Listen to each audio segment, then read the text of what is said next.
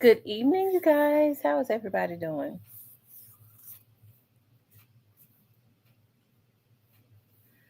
I'm gonna give you all the opportunity to start coming in to the room.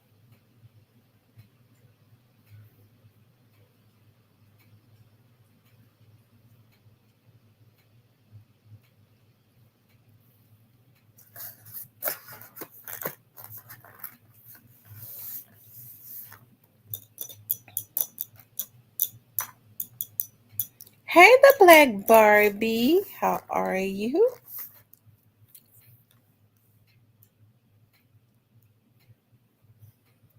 Hey, Mick Joe.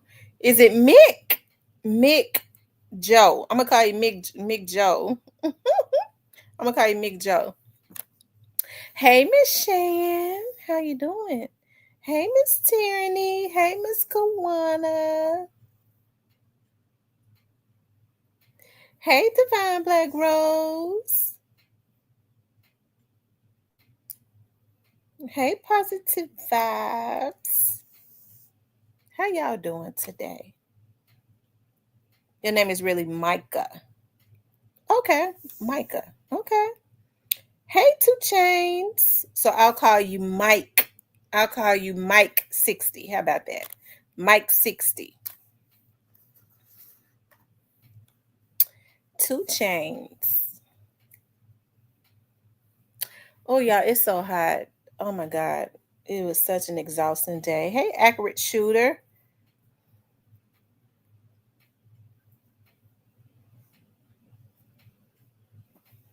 He said, Accurate Shooter.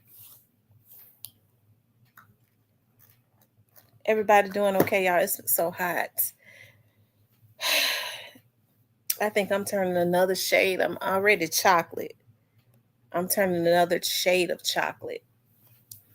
Stay hydrated out in this dangerous heat because they're saying children have been having heat strokes. It's so hot out here. You got to take your shirt, like Nelly said. What area are you in? Are you in the Memphis area?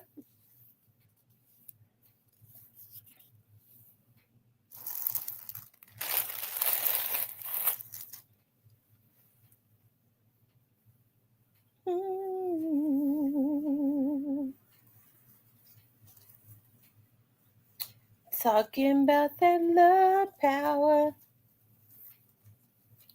Talking about that love power.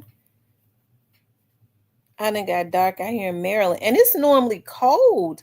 But I bet you know what? I bet Maryland has that dry heat where the air don't blow. Because New York is like that.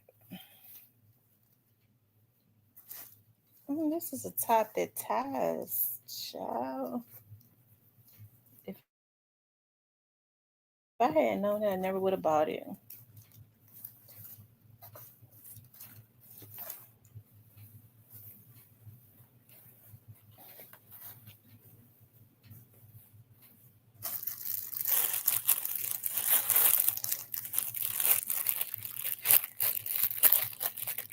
Hey, Diane. That's my Diane. I call her my Diane.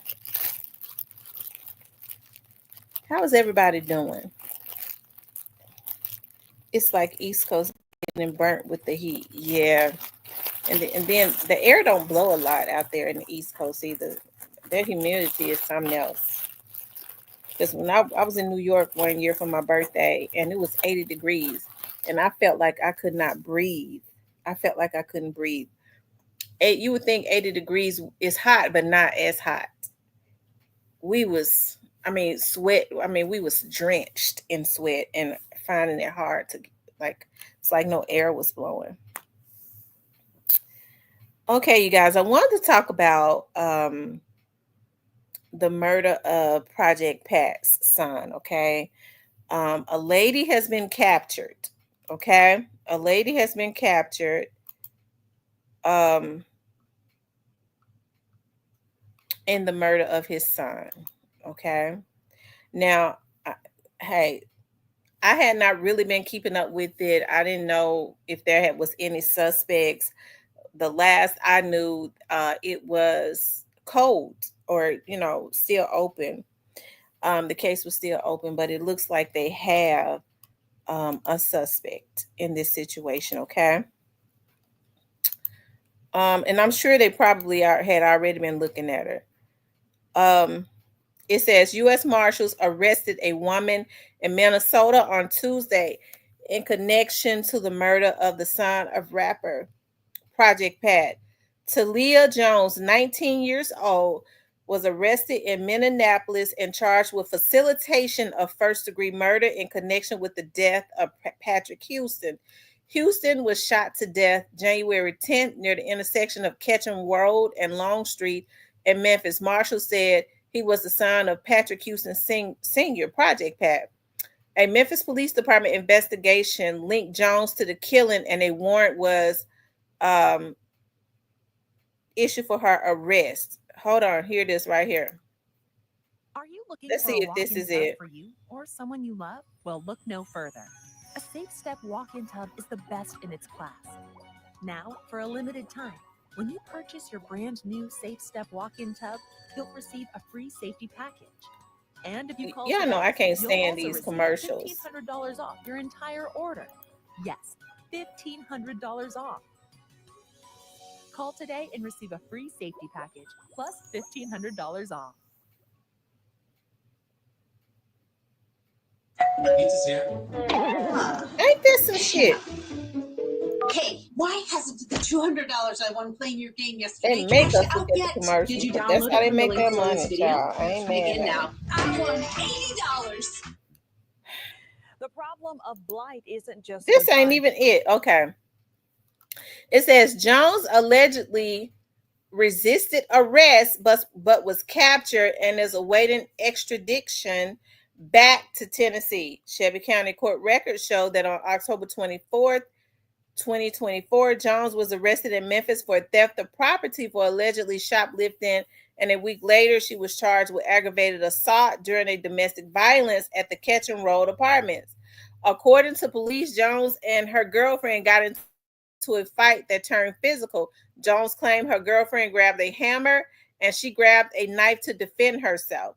During the fight, Jones said she cut her hand on the knife. Both women were taken into custody, but the charge against Jones was dismissed due to lack of prosecution. A bench warrant was issued for Jones on June 2nd after she failed to appear for shoplifting. So this 19-year-old girl has had quite a bit of issues. Okay. Hey, Miss Carrie. So let me see if I can pull up the affidavit on this one. Okay. Let's see. Facilitation. So she set him up. Okay. It's looking like she set him up.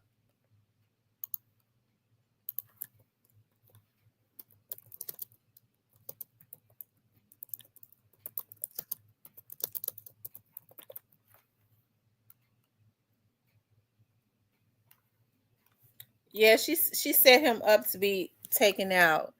Hold on, you guys. Sometimes they don't have it in the system. Well, publicly when it's a murder, but we don't see. We don't see what we can come up with, right?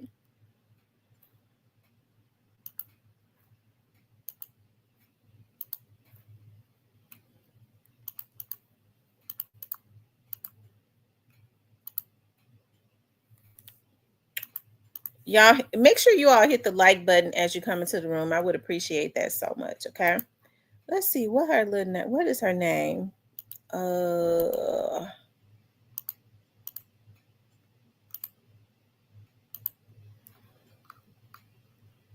It was Talia Jones. Okay.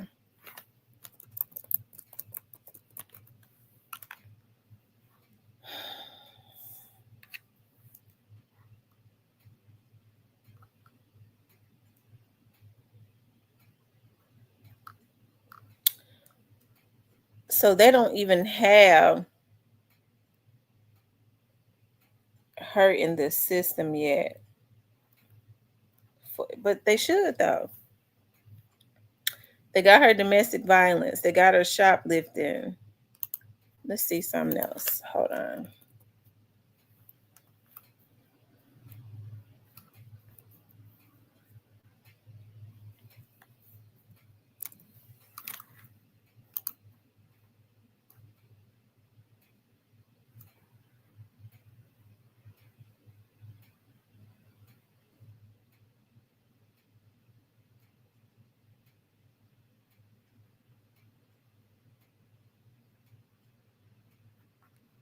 Hold on, you all. Make sure you guys please like, share, and subscribe.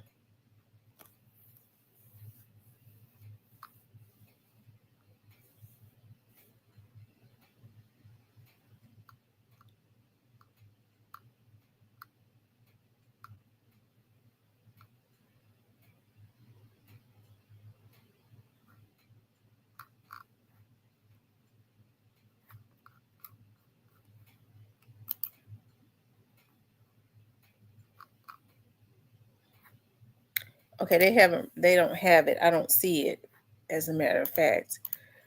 Um, I was trying to see if they had spelled her name wrong.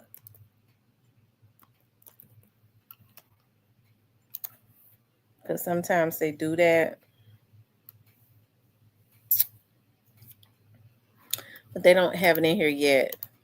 Y'all, this messed up. Hold on.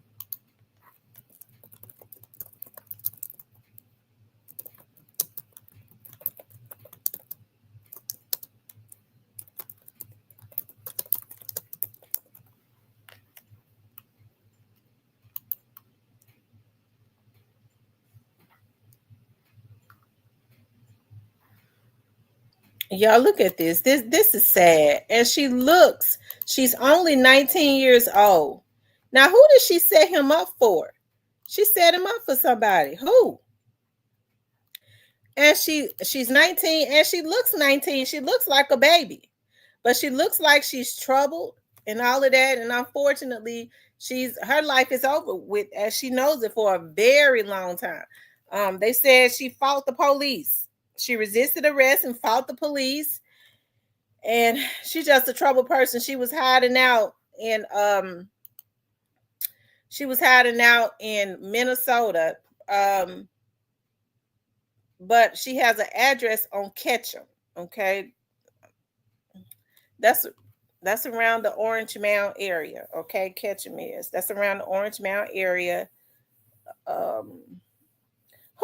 Who in here? Ketchum is Orange Mound, and part of Ketchum can be something else. Who in here knows that area really well? Who's in here from around the Orange Mound area? One end of Ketchum is all of it might be Orange Mound, but is it Chickasaw Garden? I don't think so. Somebody help me out. Who knows that area? Let me pull up something.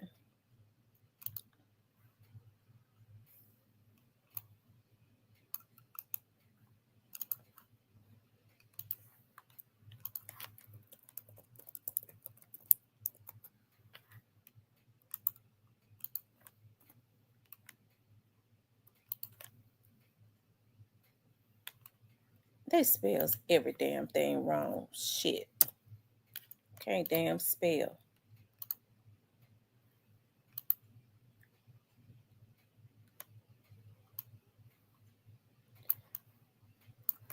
Okay. So what area would this be considered, you all? Bethel Grove. Okay, so Bethel Grove. This is the area right here. And sure enough, she did kill him close to that area. This is the area that she lives in right here.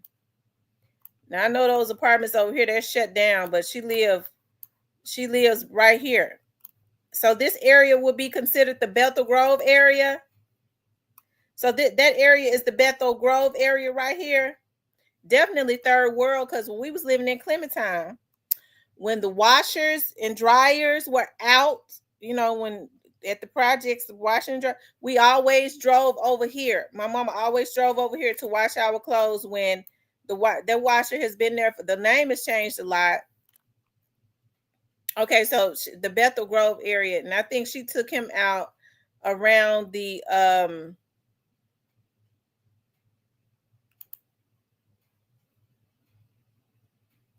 she took him out on Airways, over there by Airways High School or something like that. It's definitely a third world country. So they said she's been charged with facilitation for murder, murder. So what she did was she set him up. She set the boy up. It's so unfortunate, because I don't think he was much older than her. I forget how old they say he was, but It's really sad. This is sad. Her life is messed up. But they're saying that she lived in these apartments right here. And she fled and went to and y'all, that's the straight up hood. That's back there. Like if you turn right there by the cookie shop, you go, but it's all the way, go all the way down. Okay, that's their street. They're straight dropping them came up. Okay, but but you keep going all the way down past Joy Lane, all the way it till you get to the end of the street. Those apartments are at the end of that street, I believe. The position she played, she set him up for what? You know what? I don't even know. I don't know. I'm assuming that she set him up for somebody else.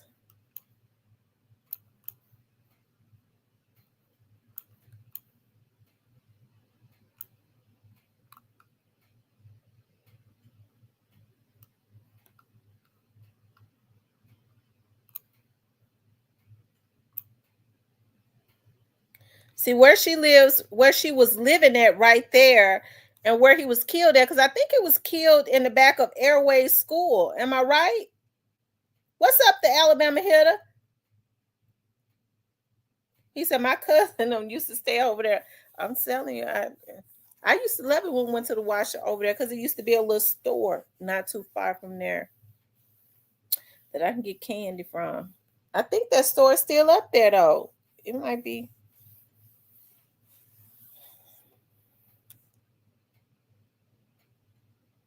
Okay. So, I mean, she definitely killed him around that area because Airways School, she killed him in the back of Airways School or something, if I'm not mistaken. Let me pull that up. No, she killed him over there. He died at the intersection of Ketchum Road and Long Street. So she killed him over there by where she lived at. Hold on. Well, she didn't kill him. She set him up to be killed.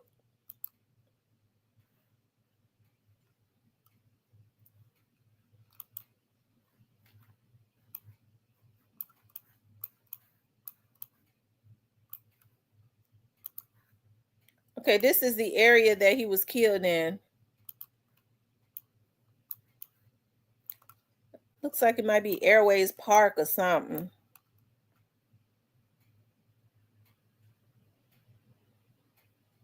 I'm assuming he was found at this park over here. I think this is where he was found at Ketchum and Long streets. I believe it was at that park right there.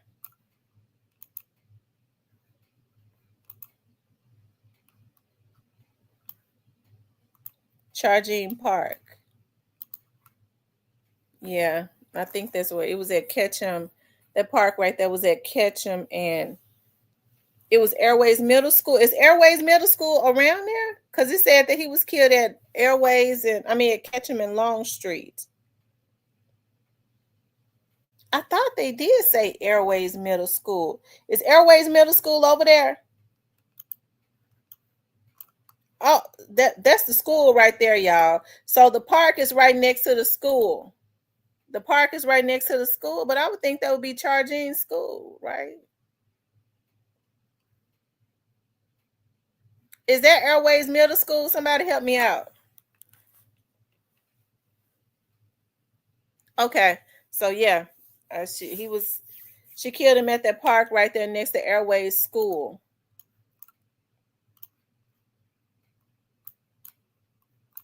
Wow, this is where he was found at. Which was not, hey Memphis, which was not too far from where she lived at, right? So with her being combative, she's got a history of, she stabbed her girlfriend or something. I was looking at, and it was thrown out because the girlfriend didn't show up for court, right? So they dropped it. Hold on. Let's look at the affidavit on that.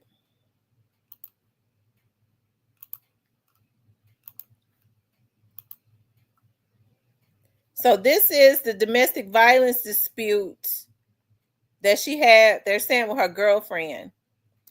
Okay, it says on 10/31/24 at 1300 hours, Officer T. Horton responded to an aggravated assault at 2761 Ketchum.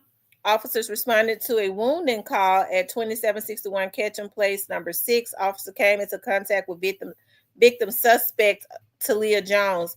Victim suspect Talia Jones stated that her girlfriend, victim suspect Jermesia Franklin, is either Jermesia or Genesia, I believe that's an M, got into a verbal altercation that turned physical. The suspect, victim Talia Jones, stated they started fighting, and victim Jermesia Franklin grabbed a hammer. Talia Jones then grabbed a kitchen knife. As they continued to fight, victim Talia Jones accidentally cut her left hand and took off running out the apartment. Officers made contact with her at 2770 Ketchum. Officers made contact with victim suspect Jermesia Franklin. Stated her and Talia Jones got into an altercation that turned physical. Victim Jermesia Franklin stated during the fight, Talia grabbed a kitchen knife. As they continued to fight, victim suspect Jermesia Franklin grabbed the knife from victim suspect Talia Jones, cutting Talia's left hand. Officers were unable to determine the primary aggressor and took both individuals. I was ready to say they saying victim suspect because they were probably unable to determine who it was that was the aggressor. So they took them both, just like they said in the report. They was both fighting and they both had weapons or whatever, but they did not, they weren't showing up for court, so it was thrown out. So I don't know. I was looking for the affidavit. They have not put anything as it relates to Project Pat's son in the system yet, publicly, for the public to see. But they're saying that she's still in Minnesota. Okay, that's where she fled to, I guess, when this situation happened with his son, unfortunately. But I'm happy that there's getting ready to be some closure, because if it was facilitation for murder, to commit murder, she assisted somebody in helping to do this to him, to set him up. Then more than likely, all of the others that played a part in this is going to be arrested at some point. Now, with her being combative and stuff, trying to fight the police and all that, she'll probably try to play hard for a little while, but who knows? She's probably already broken, and it's telling. But somebody had to have told on her. Okay, somebody probably told on her. Who knows? Okay. She is the setup chick. Wow. Yeah, that's so unfortunate. It is. It's so unfortunate that this happened. Wow.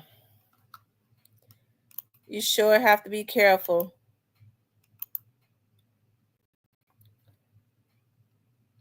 about who you deal with. Hold on, let's see.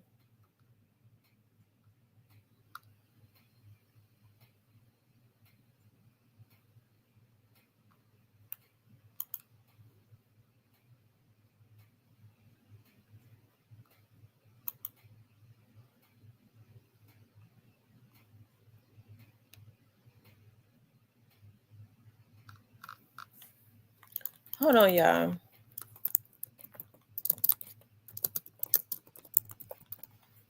Let me see something.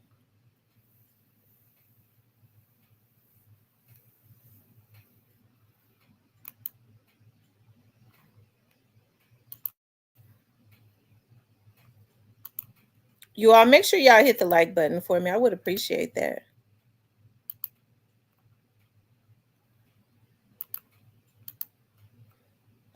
Thank you so much, Andrew. The violent crime plaguing our city has now hit home for one of Memphis's most well-known rappers.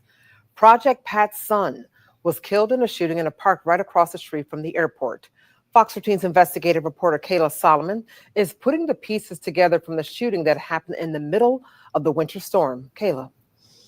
Yeah, it happened almost 2 weeks ago on the Friday when Memphis was hit by a half foot of snow. Police were called to a park in the Imogene Heights neighborhood and found a man dead. He was later identified as 21-year-old Patrick Houston Jr. Today, Fox 13 confirmed he was the son of Memphis rapper Project Pat. He's been a big name in the rap world since the early 90s. He achieved big success featuring on 3 6 Mafia albums. One of his own albums went gold. He also rose to fame in the group The Kazi. He's the brother of Juicy J, one of the founders of 3 6 Mafia. But in Memphis, he's also known for his prison ministry. His nonprofit called the Go Foundation goes into prisons where Project Pat speaks. He says he's helped more than 4,000 prisoners give their lives to God in the past 5 years. So God gives people out here gifts of have gifts of influence. I was using my gift in the wrong way. So far, police have not released any information about the shooter or what was going on in the park that afternoon in the middle of a snowstorm. But they are asking you to call Crime Stoppers if you have any information. Darcy? That is Fox 13's Kayla Solomon live in studio tonight. Thank you, Kayla. Well, evidently some people started calling Crime Stoppers. Who's to say that her girlfriend that she was fighting with didn't drop a dime on her? Somebody probably had already dropped a dime on her, and it took them a minute to investigate it and put pieces together. Because one thing about it, people call into their Crime Stoppers for sure. But I'm happy, that, a young man at 21 years old, killed right in the midst of a snowstorm. And this girl, like I said, it's obvious that she has some type of it's something not right with her. Number one, it's got to be something wrong with a person that would set up another human being, especially at 19 years old, at any age, but at 19, she's helping to set up folks to be killed. And then they're saying that she resisted arrest when the police went to got her. I wish I could find it. It's not on the Memphis news. I wonder if it's on the Minneapolis news. Hold on.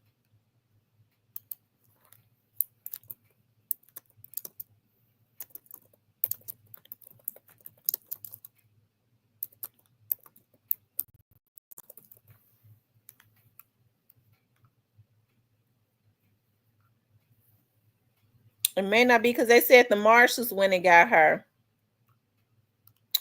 They said the marshals went and got her. So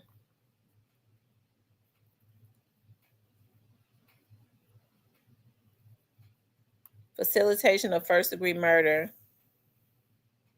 The case was adopted for a fugitive investigation, and the Two Rivers Violent Fugitive Task Force learned information that Talia had fled to Minneapolis. Jones was arrested in Minneapolis on July 15th by the U.S. Marshals Service, and according to the press, did not go into custody quietly.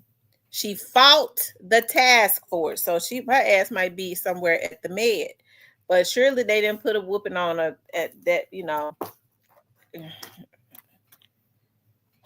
I hope they.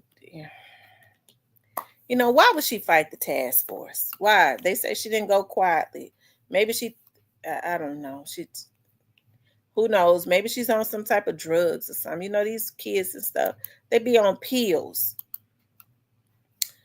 They said she fought task force members and actively resisted arrest. However, she was subdued without injury to anyone involved. She is currently in custody, awaiting to be brought back to Tennessee. Okay. Wow. I tell you, y'all, I don't really, this is so sad. Her life as she knows it is over for a long time. I'm sure after she sits there, she comes down off of her high or whatever kind of mental illness she got. And she started looking at those football field numbers. She's going to tell on who wanted him dead. She's going to tell on who she helped to do it, who she set him up for. Okay. Because that's exactly, it's looking like that's exactly what she did. She set him up for somebody to come and unfortunately take this young man's life. So in the midst of taking his life, now her life as she knows it is over also. I'm sure, Project Pat's son murder is going to be one of those ones that's out there in the media, which will be a good thing. When you have a lot of these cases when they're sensationalized, because it puts the pressure on the authorities to consistently get justice, especially when they know that the public is watching and have an interest, and hey, is constantly calling. They know that they can't fumble the ball as it relates to this. And I'm sure that the young man's father, Patrick Sr., Project Pat, I'm sure that he and his mother and stuff, I'm sure that they are, playing a very big part in making sure that their son gets justice. So no telling what's going to happen, because you got all those gangs and stuff around that area. I don't know whose turf that is, like around the Bethel Grove area, which is not too far from Orange Mound. It's connected to Orange Mound too. Shit, because part of it would be considered Orange Mound. It's just further up, right? Bethel Grove is going further back. Bethel Grove is like around where the cookie shop at and back, right? The cookie shop and then going back down Ketchum, if I'm not mistaken, right? So that would be considered the Bethel Grove area. Going back north, going further, a little bit more north would be considered the Orange Mound area. When you start getting towards like would it be Lamar? Yeah. When you start going towards Lamar. And I don't know how I keep forgetting that street that intersects with Airways and Lamar, and then you go on down and it's Airways, and I don't know how I keep forgetting that damn street. Y'all help me out. Airways, and you go past Airways and Lamar first, and then the next street that street that you run into after you go through Lamar, that takes you around to Castelia Park. Thank you, Simeon. Absolutely. The park. So right. So when you start going further north, you're going towards the Orange Mound area, which is not that far. It connects really with the Bethel Grove area, just like Castelia does, because Park takes you turn left on Park and it takes you around to Castelia. Yeah, it's right there at almost spot where Dolph got. Yeah, it is. It's right there, really, just about a couple minutes from where Dolph was killed at. Because actually, if you think about it, Dolph was killed in Bethel Grove. Isn't it safe to say that cookie shop is considered the Bethel Grove area? Am I right? It's not considered Orange Mound, so it would be considered the Bethel Grove area. Although Orange Mound connects with that area, it's just on down further south, which would make it wouldn't that be the cookie shop be considered the Bethel Grove area? Because I had an aunt years ago used to live on Joy Lane, and that's right there behind the cookie shop. Okay, so he was killed in the Bethel Grove area, and Young Dolph was killed in the Bethel Grove area also.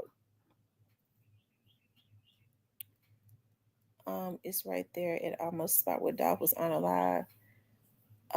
Memphis says when you cross Lamar and Pendleton, it's Bethel Grove. Okay, when you cross Lamar and Pendleton, it's Bethel Grove. Okay. So yeah, so technically, actually, he was killed in the Bethel Grove area, and Young Dolph was killed at the cookie shop, which is the Bethel Grove area. Wow. Yeah, Park, that's third world for sure. But I'm gonna tell y'all something. I think back there where Ketchum is, I think I think Bethel Grove is more of a third world now than Orange Mound. Back there in that Bethel Grove area, y'all, they ain't trying to do nothing. I see that people are building up because of the history of Orange Mound, and you still have a lot of older people that live there, and they're trying to invest back into Orange Mound, but y'all, they ain't doing nothing for the Bethel Grove area. Y'all see how it look back there? Look, I don't mean no, look, y'all. Now it's some streets and stuff that has some pretty decent houses on them in between. Because if you look at those apartments across the street from where that young lady was living at, across the street from that that washer and dryer place, they've shut them down.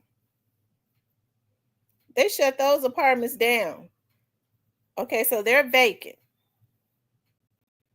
And they need to shut the ones down that she was living in too. Shit. And they probably, you know, they might need to shut the washer down too. I don't know. I ain't heard about nobody getting hurt in the washer. I know everybody, you know, don't have washer and dryer and stuff. So it's needed, but damn, why ain't they doing nothing back there? I don't think that's right. I went back, being back there, and I've been back there recently because I've had to go back there, but being back there and then in Westwood, those are two. Those, I tell you, those are areas that need attention too. I see that they're putting a lot of money in Orange Mound, but they need to put some money in Bethel Grove too.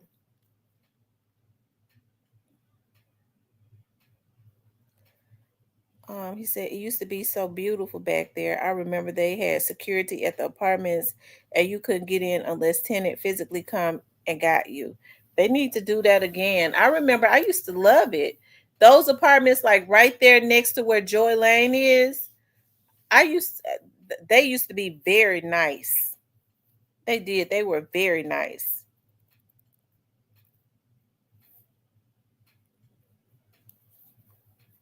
Yeah, I think Westwood is one of those areas that they have always they never talked about. You never heard any of the politicians talking about putting anything in. So I had some cases in Westwood. And as I started going in Westwood, like I started looking at like, dog, this is a nice house, but the house next to it is vacant, and the house next to that is vacant, and the grass is growing all up on top of the houses and stuff. I was like, you know, dog, they really need to give some attention to Westwood, because when you hear them talking about fixing up certain areas and stuff, like you know, I see that a lot of investors, and I don't know if I like that. I'm seeing that a lot of investors are buying up houses in Castelia and fixing them up. So they're getting ready to take the prices up sky high. And you're going to start to see Castelia look a lot different. And it's a lot of history in Castelia, but you're going to start seeing Castelia look a lot different. And it's like all of the places where more Black families were able to first start buying their homes and stuff. Areas like that, they really getting ready to change the look of the area. You're not gonna see you're gonna slowly start not seeing a whole lot of Black people.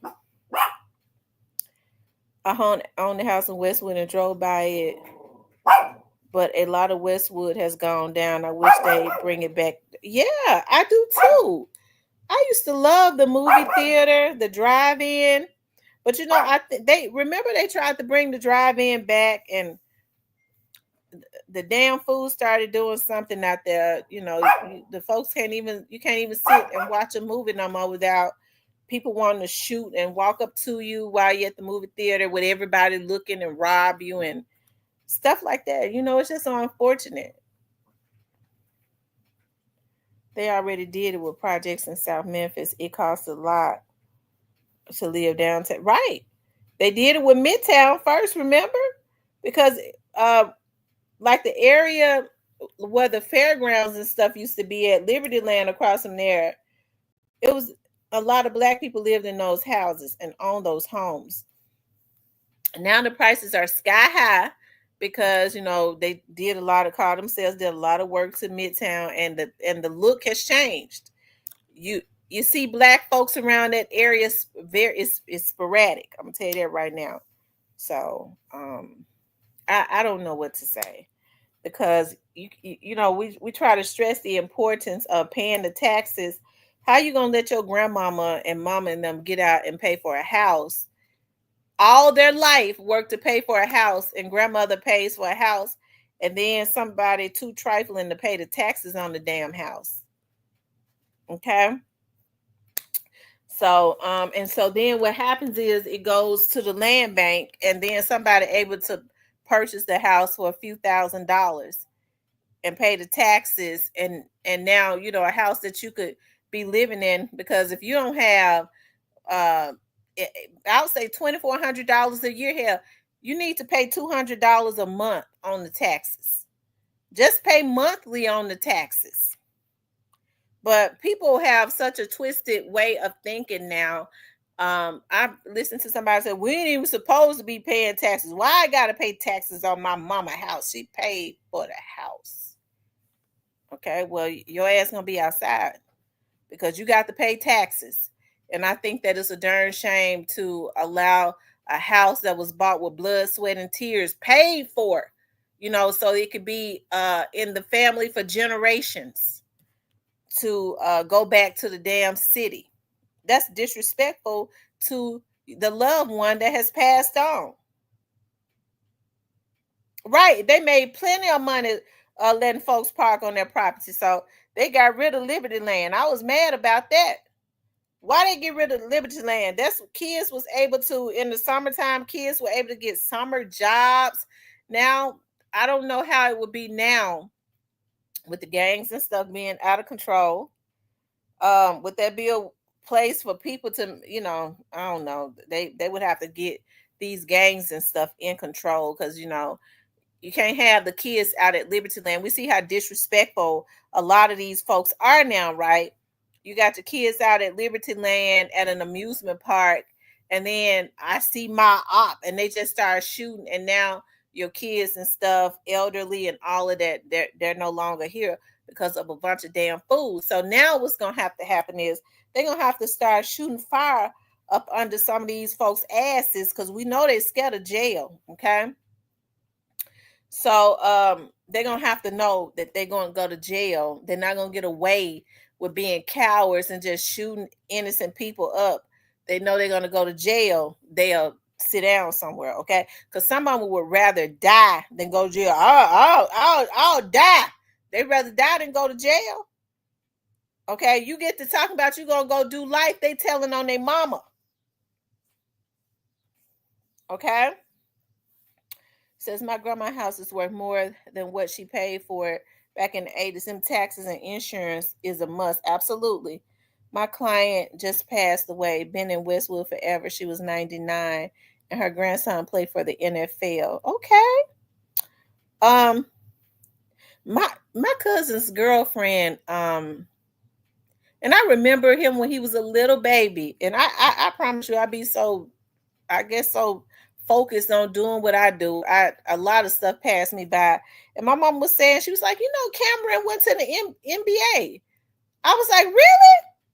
And I went and looked at my phone, and I was like, she sent me pictures of him. He was drafted with the Indiana Pacers. Cam, what's Cam last name? Cam Jones. I was like, I remember when Cameron was born. Oh my God. I'm so happy, because I know where his family came from. I pray he takes care of his mother, his grandma, his aunties, and all that.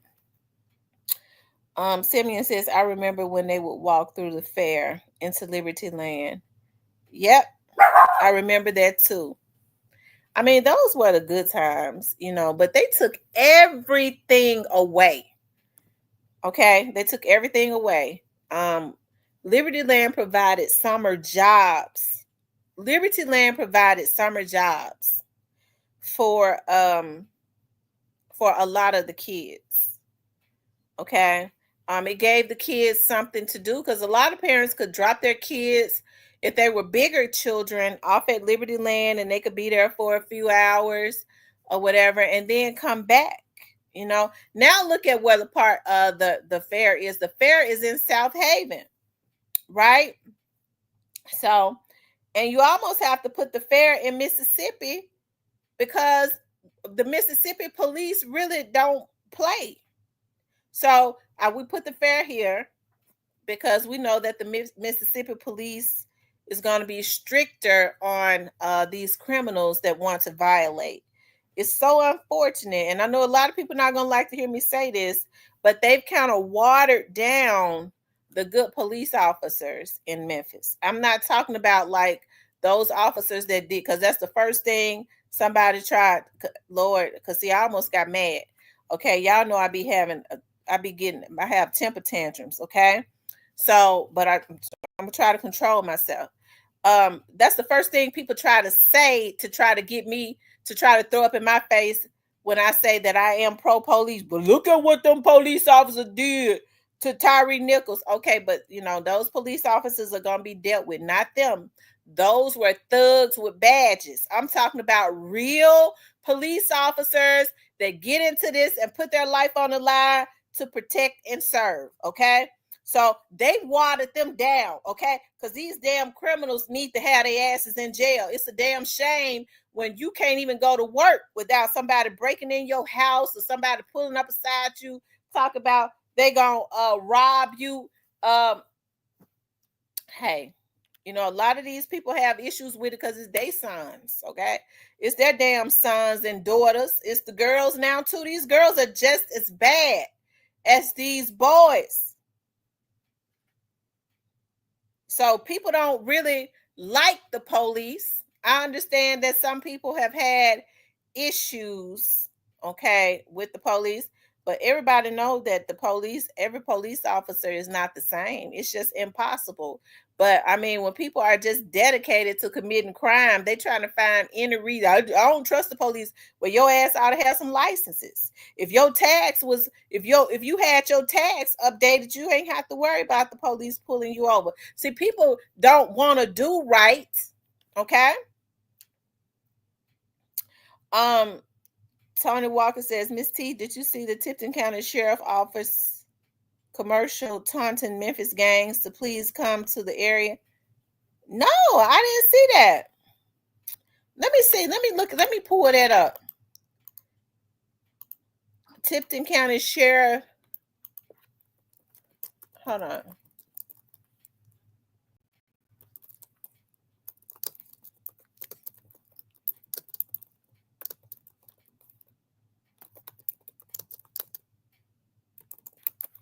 Let's see.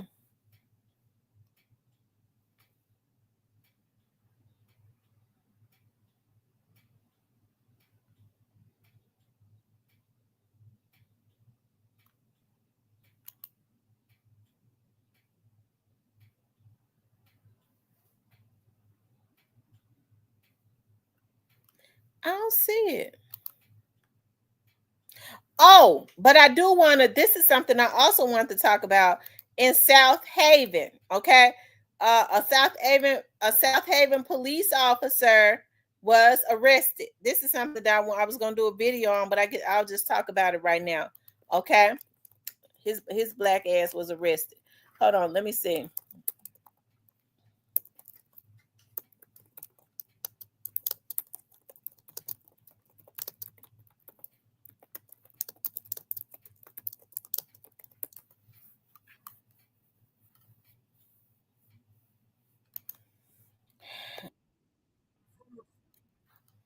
Here it is right here.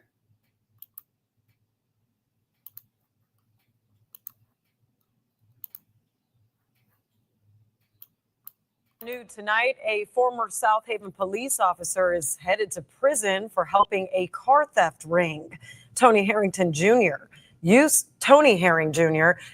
to be on the department's SWAT team, but prosecutors say instead of stopping crime, he helped others steal cars across North Mississippi. He pleaded guilty and just got the max sentence, 10 years behind bars and a $10,000 fine. The DA says Herring used his position to protect criminals and called it a big betrayal of public trust. that's a darn shame. Now we see why a lot of these car theft rings and stuff are out of control, and now the feds have taken over. The feds have it's a federal. The feds are taking over these car theft rings and stuff. You being charged federally. Okay. Now I see why they're doing it, to get it up under control here, because a lot of damn police officers helping them.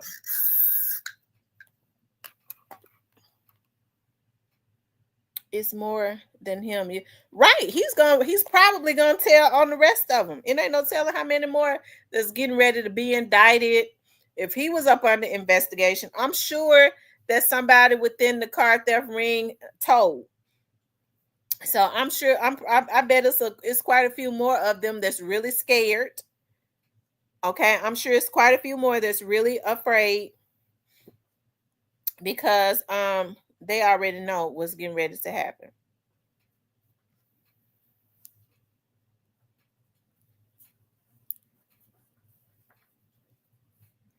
I've always said this is one of the reasons why they can't get a hold, and it's other people that's involved in this. You're talking about car lots.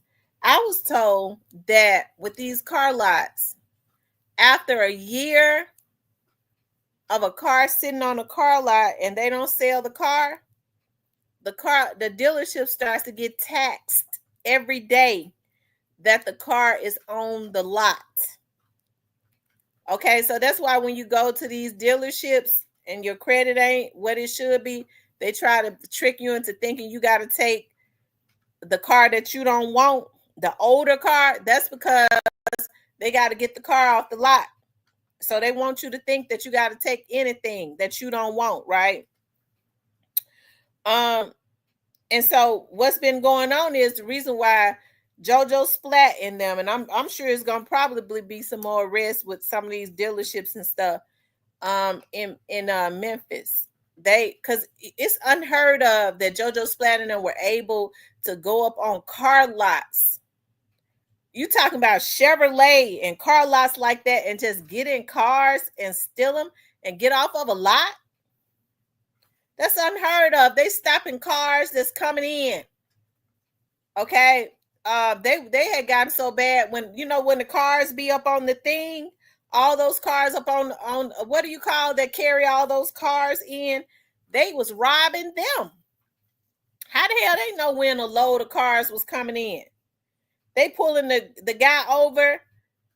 How were they able to do that? And robbing them for robbing them. That's weird within itself. So that's because it was an inside job. So they automatically are automatically able to charge that off and I guess get insurance off of it. Okay. So not only do they not have to pay the fee, the daily fee, I'm sure they get to charge that off and get the insurance off of the car too. So a lot of these dealerships were involved. See, when they started getting on the ass of some of these, remember when all of these beauty supply stores and stuff were being robbed? You don't hear nothing about it no more since the FBI got on there and said, and the DA said it's an inside job. Have you heard anything else about it? They was taking big trucks and bamming it into the bricks, remember, of the back of the store and just running into the back of the store and putting a hole in the store and walking in the store, knocking the wall out the store and stealing the hair and stuff, robbing the beauty supply stores, and they was filing insurance. I mean, it was just happening constantly, like every week with different stores. And then when the DA and the FBI got on TV and said this is an inside job, you ain't heard nothing else about it because they was getting the insurance. Okay, that's what was going on, and they don't need to let that go. Okay, they need to go ahead and indict them too. Says in Memphis, your car stays on theft radar 5 to 7 days. And after that, they no longer look for it.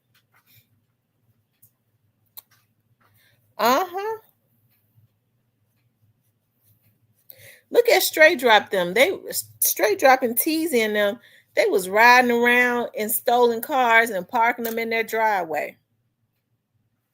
You heard T's baby mama say, what man goes and steal a car and bring it to his baby mama? he was stealing cars and telling his baby mama that he was buying them for her, and they was parking the stolen cars and stuff all in their driveway. That's something.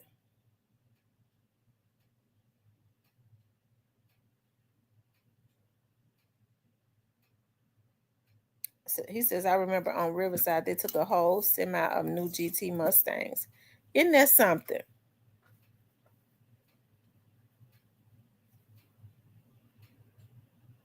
Mm, mm, mm.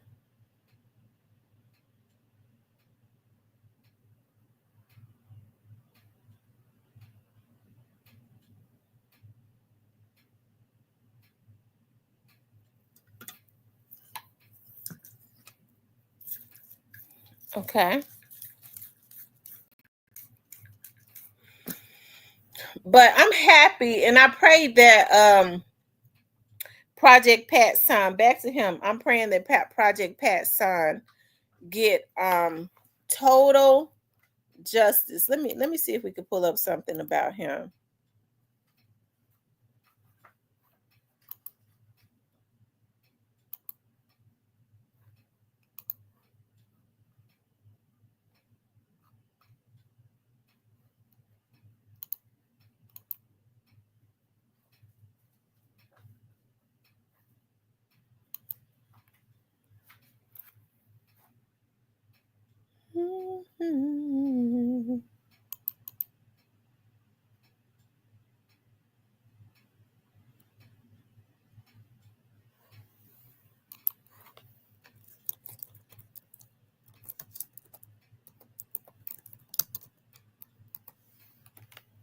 Let's see.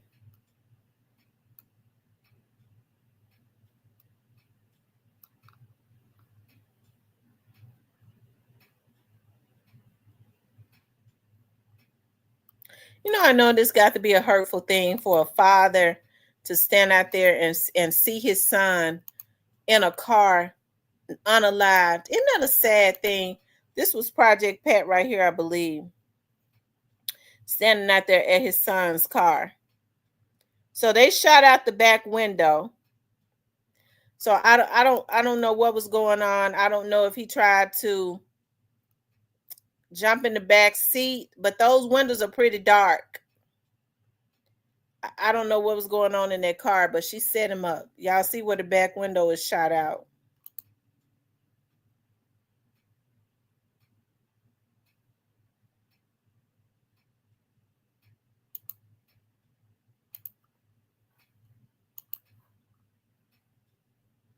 Or it might be the detective. I don't know.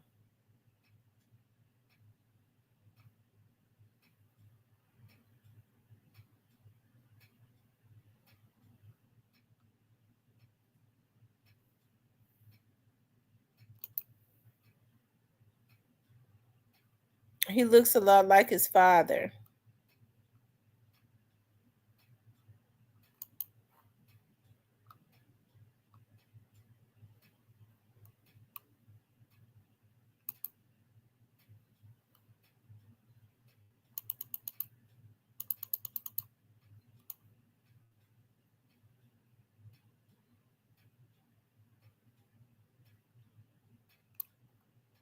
I don't know if this is him with his sons.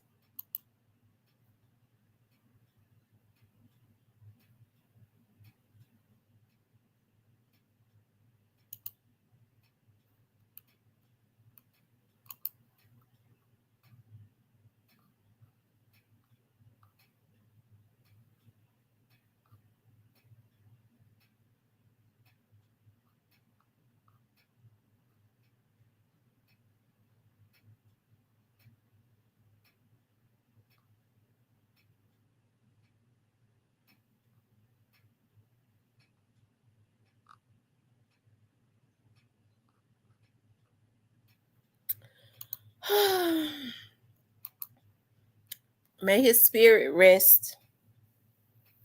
May his spirit rest. The female is some 19-year-old girl. She's a 19-year-old girl, and it's definitely something wrong with her. They said she fought the police. That she fought the U.S. Marshals when they went and got her in Minnesota. She fought the U.S. Marshals, and I'm sure that they went and questioned her, and she knew she was up under investigation, and she knew she had been involved because when they get ready to get you, they'll come to let you know they're not playing with you. They'll come after they've almost gotten everything on you.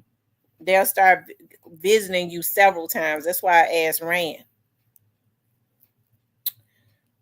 to give you the opportunity to tell your part. Tony Walker says, I saw the hurt in that man's eyes. He did an interview. Oh wow. Let me see if I can find his interview.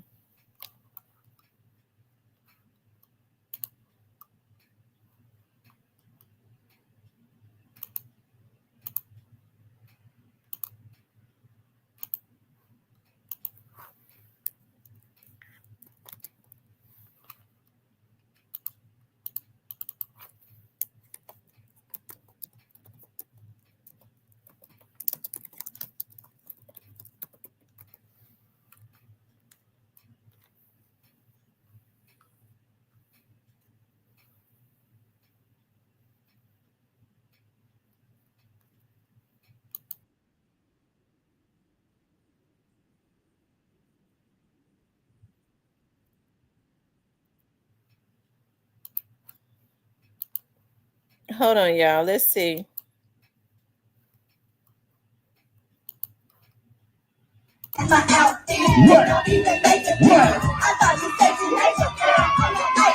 All up in my face. What?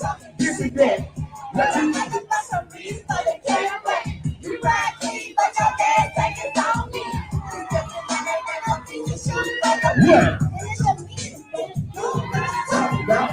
Anyway, every choice finna come now.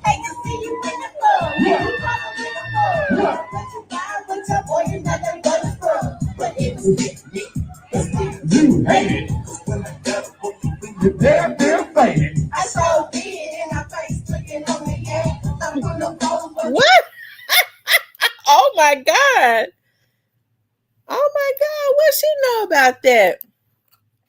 Let's see. What she know about that?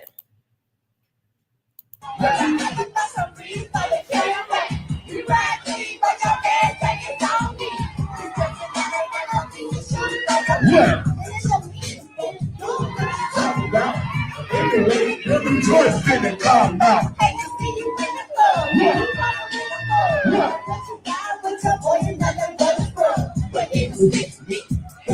You hate it.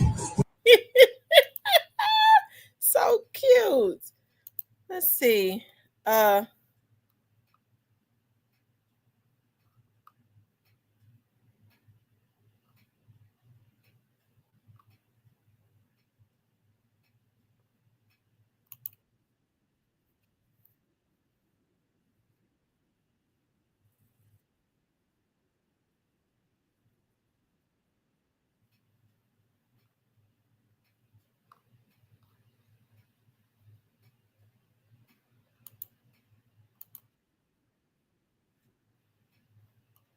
Okay, yeah, I don't see the interview. Great Face, they said it was facilitation to commit murder. So she set him up. She set him up to be taken out. She set him up to be taken out. He said she ran to Minnesota thinking they weren't going to find her. These folks watch too much TV thinking the marshals will leave them alone. Tony says, our youth really think they are in reality video game on what's scary. I have looked in the eyes of some of our young men at corner stores and gas stations. They absolutely have demonic spirits. All you have to do is look at their all you got to do is look at their you're right, look at their eyes. I pay attention to people's eyes. I'm telling you, you could see. They tell you a whole lot. Folks sit around here get to talk about, oh, they got color eyes. They eyes so cute. And I get to going, all those eyes too clear. They too clear blue. Or something. You just look at their eyes and no, it ain't cute to me. It's some cute blue eyes, but then there's some demonic eyes too. And I ain't even got to be blue hair. Some of these folks are just, I mean, you could just tell it's like whatever drugs or pills that they're taking now, it makes them barbaric. You can see the coldness in their eyes and stuff. It's really sad. One kid literally had all white pupils. Oh my God. Oh, Lord Jesus. Woo! Lord have mercy. Have you ever seen a person like when you look into their eyes or whatever, you can, when you look at their eyes, you could tell that they're evil. You can look at their damn eyes and tell that they're evil. That's why I know some of these folks, they say everybody a child of God. I don't know about that. I don't know if everybody is a child of God.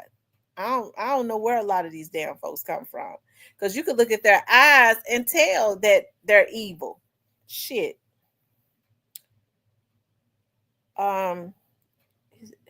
If you spiritual, you will see. Yeah.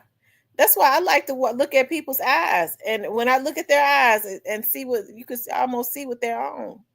It said the eyes are the windows to the soul. And I do believe that. That's why some people cover their eyes up.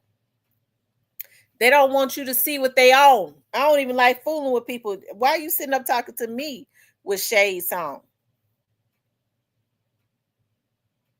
Because the first thing people do when they walk into a place is they take their shades off. But when they got to sit and be talking to you and they consistently got on shades, it's something going on. I know a lot of times they try to say they might be high. I don't know. Well, I need to see that because you could tell what kind of high they on. Because sometimes their eyes look like they just breathing. You know what I mean? Like they could be on something so bad, like they just existing.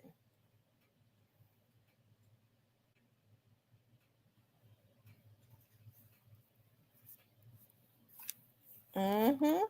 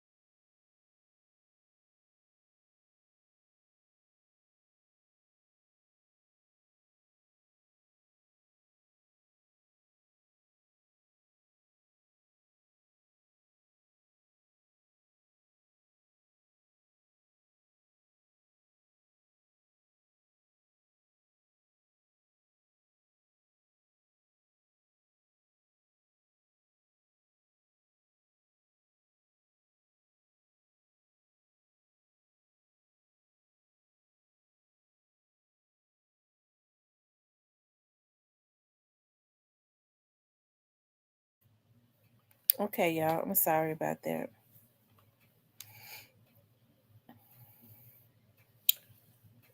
K Diz OG says K Diz OG K Diz OG says the light are on, but no one is home. Type out right. Absolutely. I think these folks are on so much stuff that's making them barbaric that it is absolutely ridiculous.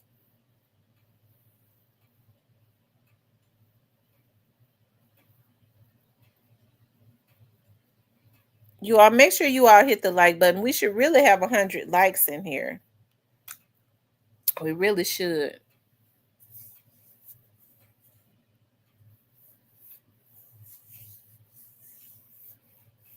They're mixing everything together. Yeah, they're mixing. Why? I'm trying to understand why people want to do fentanyl and drugs and stuff when they already know. Hey, Capricorn. That's right, Capricorn. They're soulless. He says we're in scary times now. Watch all around you, and ladies, be careful touching doors. They have something they put on door handles now to make you temporarily paralyzed enough to drag you in a van. Oh my God. Wow.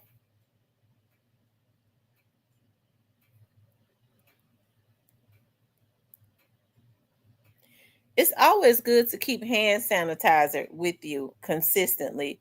Every time I mean, you're supposed to have it with you all the time anyways, to be constantly trying to at least kill the majority of the germs that's on your hands.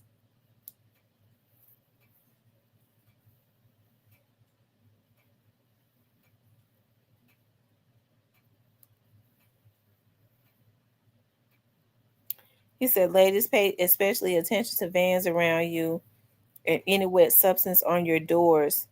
Look it up. Okay.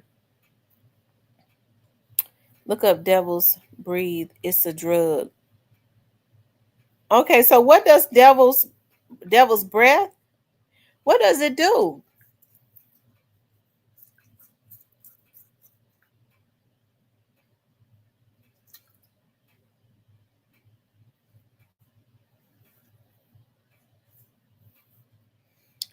I never understood why people wanna. I was just trying to for fun. You already know what's gonna happen when you take drugs. I think some people feel like it can't happen to them, like they're not gonna get sprung. But people that I've talked to that used to be on drugs, they all say the same thing. They get sprung because they're chasing that high that they got the first time that they did it. I guess then they can never catch it anymore. So they consistently get high because they trying to get that same high that they got the first time, but it don't have that same effect. I don't know. Like I said, I think what has to be dealt with is like the codependent personality.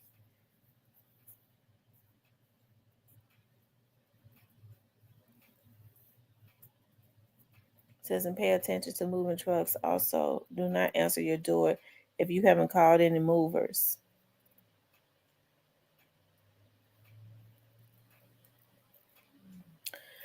I think it would be safe to say if somebody knock at your door and you see they ain't got no business knocking at your door. I'm not saying do this. In no way, shape, or form am I saying do this. Okay, but shoot, some people might just want to go ahead and just start shooting through the motherfucker because they ain't got no business. Why somebody gonna be knocking at your damn door? Especially when you see some men and they ain't got no business knocking at your door and they look suspicious. But oftentimes it's just good not to answer the door. Okay. If you don't answer the door and they own something, what they're gonna start doing is start trying to break in. Then you got every right to use the weapon. Okay. Um, the law says that you're supposed to let a person get into your house before you shoot them. That's what the law say. Okay. Um, some people might say they want to go ahead and knock them down before they get through the door because you might not be able to if they get in. Okay. But it's good to go ahead and start calling the police. When you see people knocking at your door, it's okay to call the police and say, listen, I would like for the police to come and do a welfare check. There's some people knocking at my door. I don't know who they are. I feel like they might be wanting to break into my house. The dispatcher will send the police immediately. Go ahead and just call the police. And then if they start trying to break into your house while the police is on the way, you already know to put them to sleep, okay, permanently. Some people might try to put them to sleep before they get in. Okay, you already know they're breaking in. Somebody trying to break in your house, it's got to be for no good. And if they breaking in your house and they know you there, they're not breaking in to just rob and burglarize you. They're breaking in to do something to you.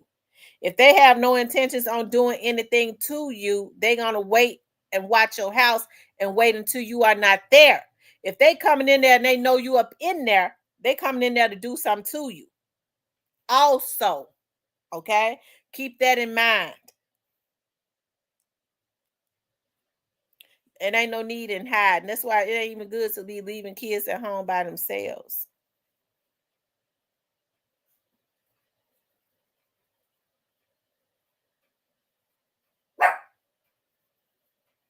Because they don't necessarily know what to do. And these cowards now are so pathetic. They want to be able to say, you know, what get on my nerve is folks be sitting up, yeah, I got teardrops on my face. Yeah, I'm a killer, but they ain't telling you that they kill old people. They got their stripes, I guess, from killing old people and kids. Old people and children. Because that's how twisted people are. Oh. Yeah, they bold as hell. They taking women and kids are very numbers. Why no one hardly blog on all the missing numbers will scare you. I'm getting ready to start doing it. It and the numbers are astronomical. Astronomical. That's why you gotta watch the company you keep when it comes to bringing certain people to your house. I agree, Jay. People don't need to know where you live. I'm telling you that right now.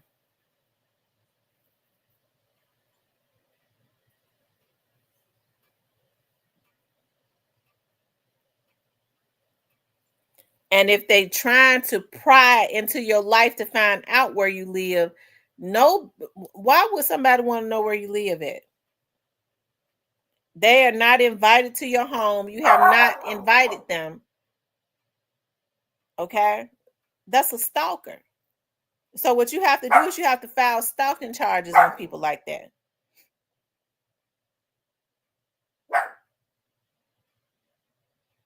Therefore, if they show up, you can send them back in a meat bag.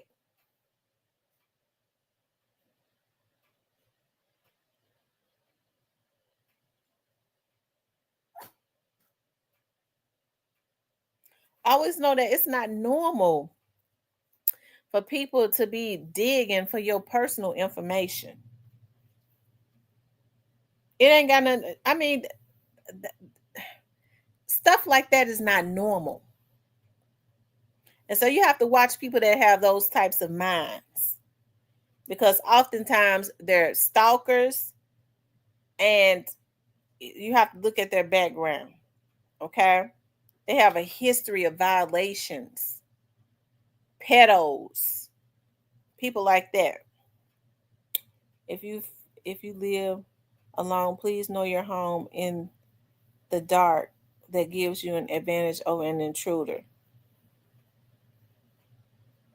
Well, I always tell people also, it's best to keep your house as much like criminals don't like when people have if your house is dark at night, um, that makes your home vulnerable. You know, people say, "Well, I don't want my light bill to be high, girl."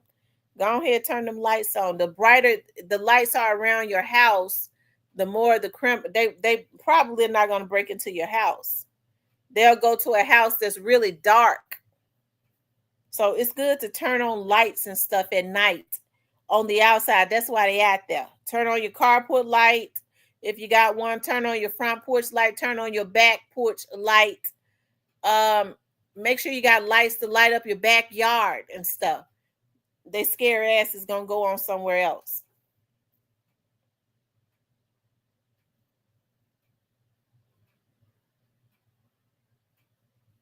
You know, I got to thinking about the police officer when they went up into her carport, her driveway, and stole her car and saw her camera, and then he pointed a gun at the camera. That y'all know that was on the news, right? Now I bet you he was no more. I bet you he went over 21. Some of these kids' mothers, they're gonna have to start talking to their kids because they're gonna see their kids leave home one day walking, and then when they see him again, he gonna be laid out in a box, not breathing, because people are not going to allow you to walk up on their property, and violate them on their property, they have a right to knock your ass down permanently. If you are a threat to that person, these kids been getting bad. I told y'all about when my girls were teenagers. They used to have a friend. I always say that the little girl came to a slumber party to my oldest daughter. She was my oldest daughter's best friend. She was always with me and my kids. I always told folks she came and spent the night at a slumber party in the 7th grade and she never went home because we kept her all the way until she was in the 12th grade. Hey, Lawrence. But anyways, as they got to be teenagers, they went to high school. They had little boyfriends or whatever, little guys they talked to. And I'll never forget, I was laying in the back rooms in the bed, and my baby girl came and said, "Mama, Tika boyfriend," that was the young lady's name, that was my daughter's best friend, he about to beat the door down. He said he gonna fight her. I was like, what? These were 16-year-old girls. I jumped up running. I jumped up running to that door. And here's the thing, y'all. I think about his eyes and stuff. He was mad as hell. When I got to the door, he was not scared of me. This was a 16-year-old boy. He wasn't scared of me. So I told him, I told her to come outside. I said, you better get your ass on away from here. And I mean, you better get away from here right now. Y'all, he swelled up. He was swelling up at me. He wasn't scared of me on my property. A threat to me. So what I did was, I did what any parent would do since he was a minor. I made her give me his phone, his home number. That's when you still have house phones. I called his house. His mammy answered the phone. And she, what you talking about, my son? What you mean? Wait a minute, you calling me, tell me my son? I mean, she was just ignorant. So our husband took the phone. I said, well, let me just say this, ma'am. If your son come back over here, I'm going to shoot him. He was very aggressive. Okay, on my property. So that's when her husband took the phone. He had way more sense. He was like, well, ma'am, I appreciate you calling. He didn't have no right to come over there and be disrespectful on your property. He says, I'm going to talk to him. Okay. And by that time he walked in the house, he was talking crazy to his daddy. He said, ma'am, listen, I love my son, but I know he disrespectful. You hear how he talking to me. If he come back there on your property, I said, I don't want him. I'm telling you now, I don't want him back on my property. He can't come back over here. He said, if you come back over there violating your property, I love my son, but you do what you got to do. Okay.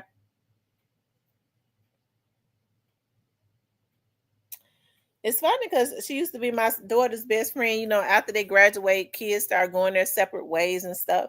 And she ended up, I think she ended up, the young lady, and I think she had a baby with him, and he was just as angry and abusive.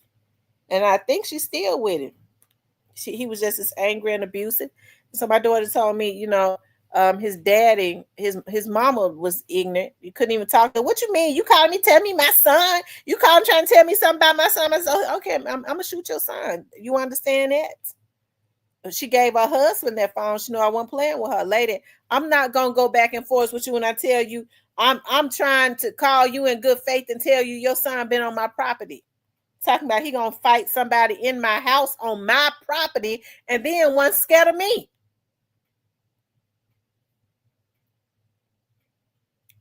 So my daughter told me that, he used to fight his daddy.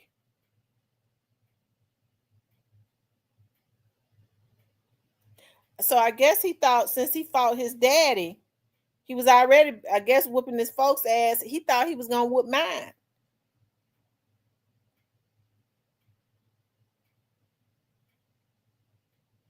Yeah, that's sad. She's still dealing with that. That's sad.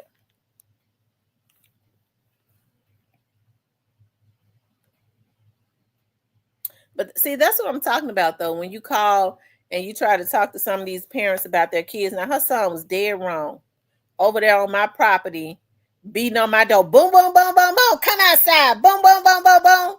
On my door. Like he done bought my damn door. And I get to the door, a grown up, and he ain't scared of me.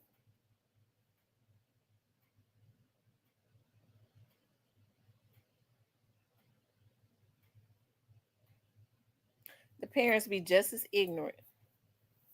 Now, you know, if he was over there whooping his daddy ass, he would have tried to whoop mine. He wasn't going to whoop nobody else's. Ever again in his whole little short life.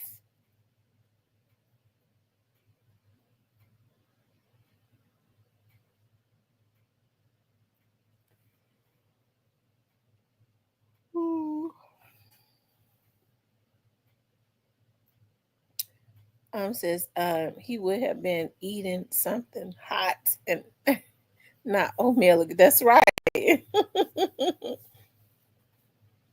you have to take them seriously because a lot of these kids are they have a lot of anger. I started to see how disrespectful kids had gotten, like right around the time my oldest daughter was getting older. Around the time they were 16, I think about the young man that I was telling you all about that y'all know they was telling lies, like he was his brother was killed, it was involved in this young dog stuff. What was his name, you all? Was it Jason? His name was Jason. Remember they killed him and his baby was laying on top of him at the mall. What was his name? Jason. Y'all know this vloggers was on here lying like he was killed because he was involved in the young girl situation. You would have heard me slamming his ass like Jerry Lawler. I know that's right. Be quiet. Right, Jason Hill. That's his name. Now, I remember when Jason and them, be quiet.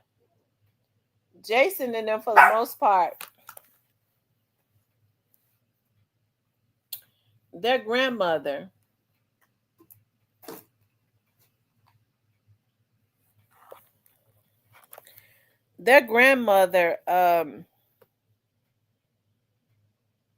had raised them. They was living with their grandma. And I remember, like, right after those kids his brother Chris was older. That's who used to come over there. That boy would walk from, they lived at the time, their grandmother, I don't know if she's passed away now. Their grandmother lived closer to Tulane. No, they lived off of Rains. Yeah. They lived off of Rains. That little boy used to walk from his house, and he walked real fast too. From his house all to Twinkletown, which was not too far. Twinkletown wasn't too far. He was going, but it was a good hour walk or less, And they were real respectable kids. But let me just say this. I didn't know Jason. I just knew Jason was the younger brother. Okay. And so I ended up seeing them in the Walmart on Elvis Presley. And they was with a whole lot of boys. I don't know what gang I didn't know that they was affiliated. I think my daughter ended up telling me later on that he got caught up and affiliated with a gang, him and his brother. I don't know who they hung out with like that.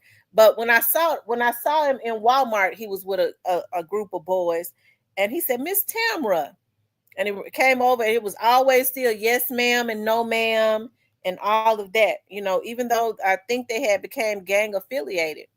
And I said that to say this: you got a lot of kids, because that damn fool that was standing in my driveway ain't gang affiliated, but he was a damn fool. But you had people like Jason and Kristen, who was raised by their grandmother, who still knew how to show respect for adults. Because even when I was leaving Walmart and I was walking out, and I had my basket. And he said, Miss Tamara, you don't want us to help put your grocery in the car? I said, yeah, I wasn't scared of them boys at all. Scared of those boys at all. They still had a respect, even though they said they were supposedly caught up in gang situations. I think they said it might have been Big 30's gang or something. I don't really know. They was very respectful. Miss T, after Dolph got hit, we had a nice little earthquake. Did you hear that? Yeah, I felt it. I thought that somebody had hit my door. I was like, my friend who works with the St. Louis Police Department, she was visiting. And because we was working on a case in Pine Bluff. But she was visiting, and I said, did somebody hit the door? Because the couch shook.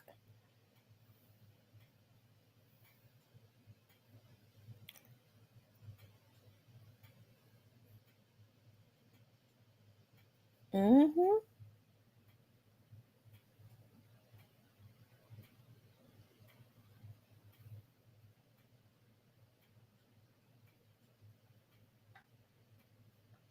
It says Cypress gonna come out the bushes in a minute.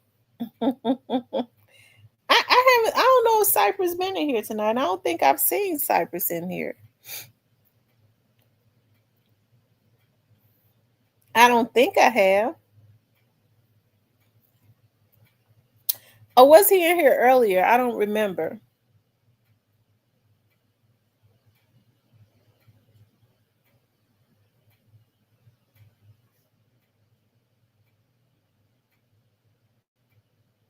Yeah, make sure y'all hit the like button for me, okay? Make sure you guys please like, share, and subscribe.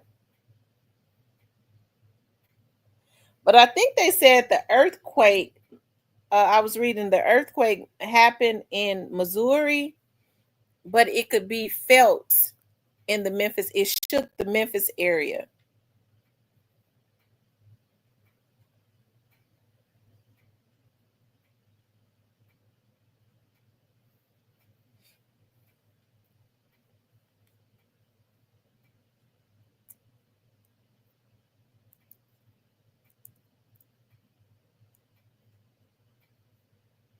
Look, he must have been in the bushes.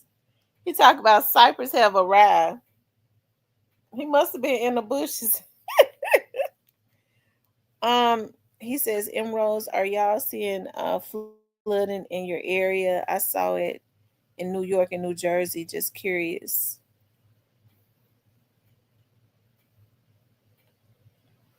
Y'all run the likes up for me. Okay. If y'all want to support the channel, you all can hit up the Cash App or the Super Thanks. They always have them in the boot heel.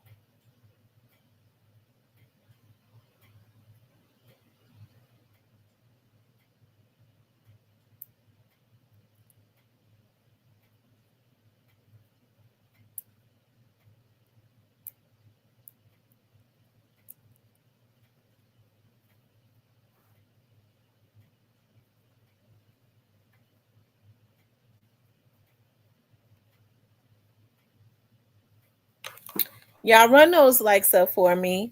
What's Stan G say? Run the likes up, keep me hyped up. Run the likes up and keep me hyped up.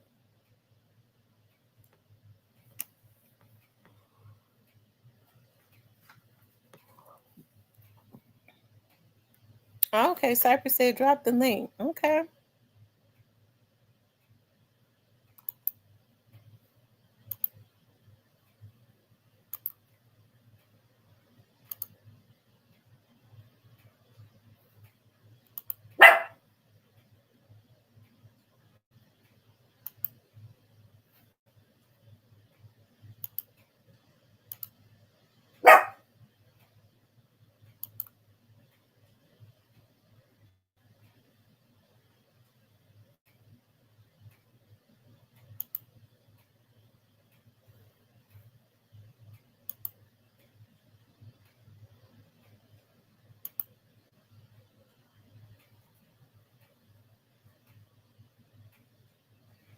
Yeah, hit the like button for me.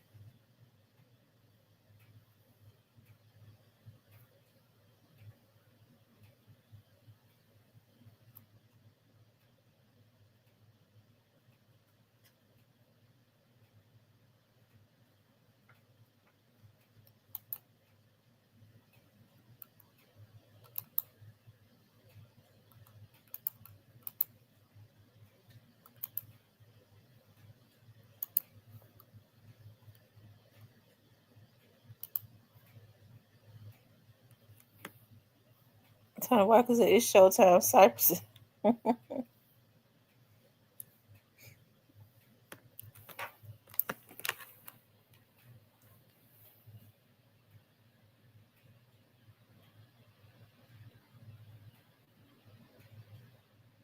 He said, Cypress Lust Demon, I knew you was in the bushes with your coke and he was in the bushes with his coke and Jack Daniel, I tell you.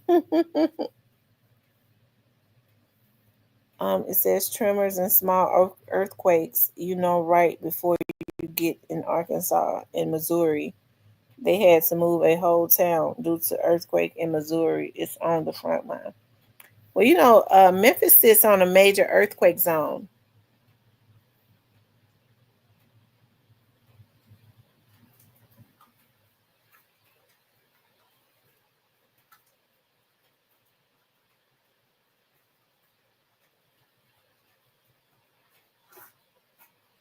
Mm-hmm.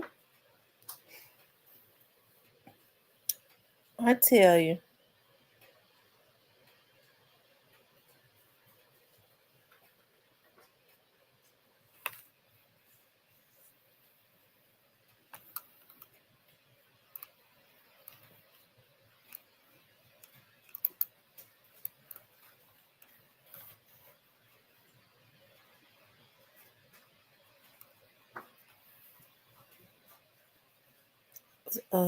It says emeralds, lateral well. We are seeing flooding in Texas, Washington, Oregon, Florida, the Gulf Coast, New York, New Jersey, all since July 8th. Strange. I know Memphis sits on a fault line as well. Yeah. Yeah.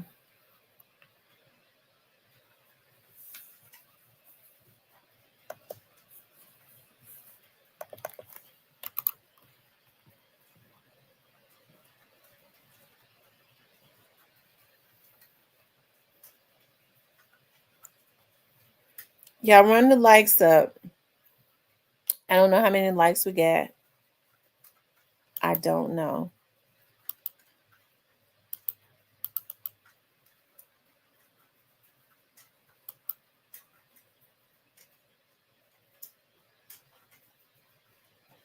Okay, so we need 10 more likes.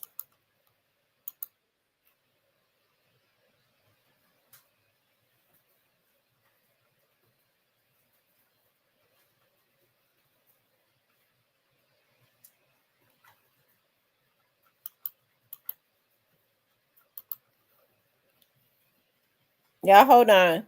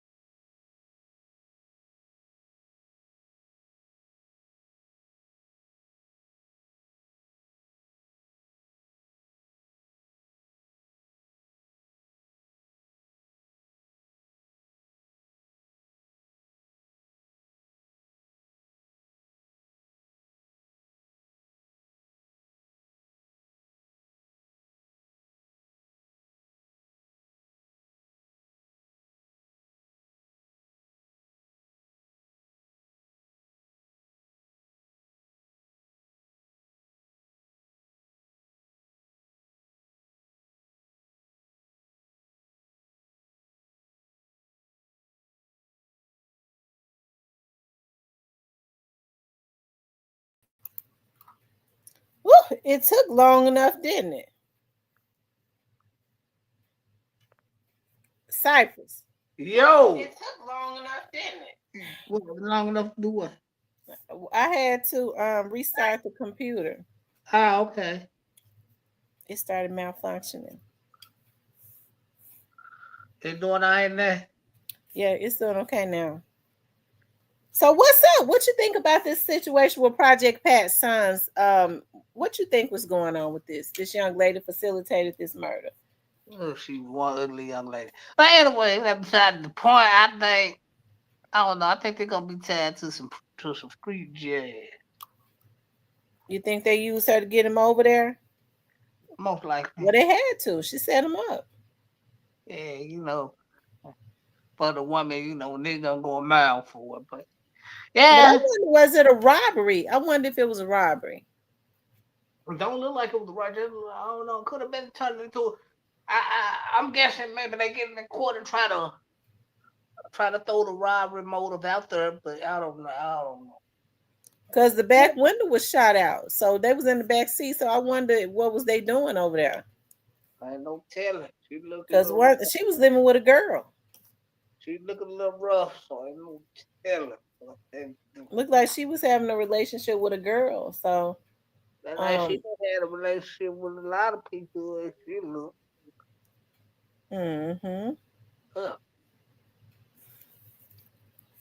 I just wonder, yeah, if they try to rob him or if some dudes had her to get them over there, because it looks like he was in the back seat, just from where the bullets were. Where the window was shot out in the back. Yeah, well, they might got her to lure him over there. It might have been a robbery. They gonna try to throw the. They gonna try to use robbery for the motive in court to make it even worse. But yeah. Well, she a hot mess because she was fighting the marshals. Well, we know who won that fight.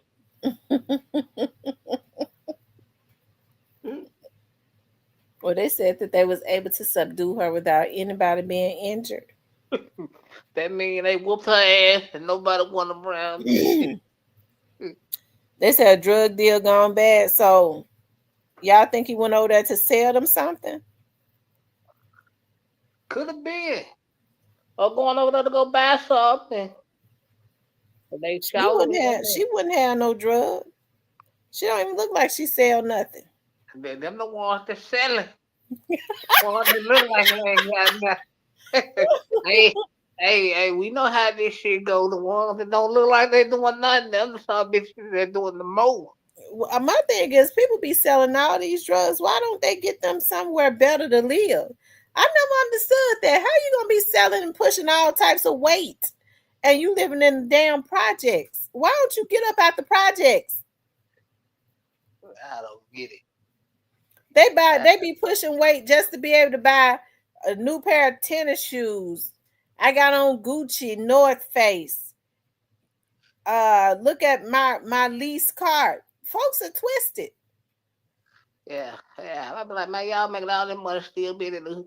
First off, you can't be making no money you been seen in the hood every day, man. Go to Atlanta, take a break. Yeah. Don't go to Atlanta. My bad. Go to Florida.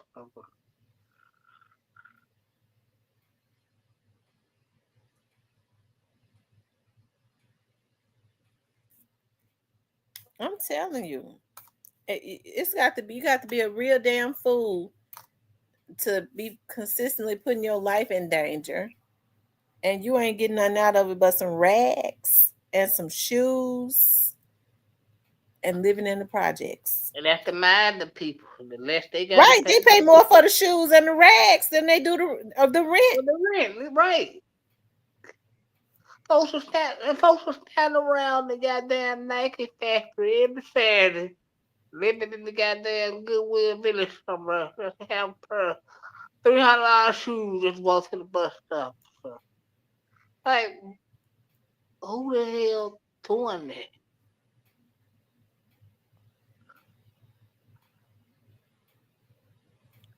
Y'all better buy y'all some Nike stocks this summer. Mhm. These fools gonna get y'all paid. All summer and all fall basketball season. Man, buy y'all some Nike shirts and get y'all some money. These fools gonna get y'all paid. You said buy some Nike what? Shares in Nike, these fools gonna get you paid. From now all up until almost Mm-hmm. Mm-hmm. January, y'all gonna make plenty of money. Mm-hmm. I don't understand it. Like how, like I said, how more um because if you think about it, like with rich people, they will drive a Toyota Corolla every day just because they want to. They went and paid for it cash. But when you pull up in their neighborhood, they got the they you could that's when you know they're a millionaire. Right, because they got one of the biggest houses on They got the biggest house. They don't care, but they want a new car that's gonna it could be a Toyota Camry. All they want is for the car to get them to and fro. That's it. Right. They goes into Walmart and get them some slacks and some shirts, some button down shirts. But the kids, they got generational wealth waiting for their children. They living in a gated community that's got security at the gate. So you can't just get up in there because they care about safety. But on the other hand, in our community, folks be out uh, putting their lives in danger, selling drugs. You know, they might have a house that if you sneeze in it too hard, you're gonna fall through the floor, the roof gonna fall on top of your head. But sitting out parked in the driveway is about $80,000 worth of damn merchandise. Okay. Yeah. And you have to pull the car up to the damn window of your bedroom so that you can hear when if somebody trying to break into the car. But here's something that's even worse. They'll go buy a $2,000 car and put $10,000 worth of shit on the car. The stuff that they rims and stuff they put on the car costs way more than the car on a $2,000 car. Yeah. Tear your damn car up with all that weight. So I just think that it's messed up. You know, we care more about spending a lot of money on because I was just thrown away. People spending two and three and $400 on Nike shoes. Yeah. Man, it raining like a motherfucker in the roof, like on the color purple. When you go in their house, it rain like a motherfucker, and they got 300 and 400 shoes. That's the craziest shit I've seen for my life. Yeah, the Latinos do it too. I see now what they do. They go get those pickup trucks, and you could tell when it's a Latin. They like them pickup trucks. They be low to the ground, don't it? Yeah. They go and get them low to the ground. You go, okay, and that's a Latino right there. They're gonna put all this stuff on the trucks, and the trucks be so ugly. And they just be happy, look like a damn fool right on the street. Yeah, black people, yeah, because everybody want. The problem is most black people they want to look like money. They don't want to have no money. They want to look. Right there, what they spend everything down they got on some rags. Yeah. And here's the thing: who you trying to impress? Because you know you're trying to impress people that don't even like you anyways. They don't give a damn about you. But most of the time, people you trying to impress got way more money than you. Uh huh. Hey, they just sit back looking at you like this damn fool spent their money on this. Yeah. Most of the people that they always say hating on them and jealous of them, 9 times out of 10 they got way more money than them. I'm telling They just they just move. They just gone about their business.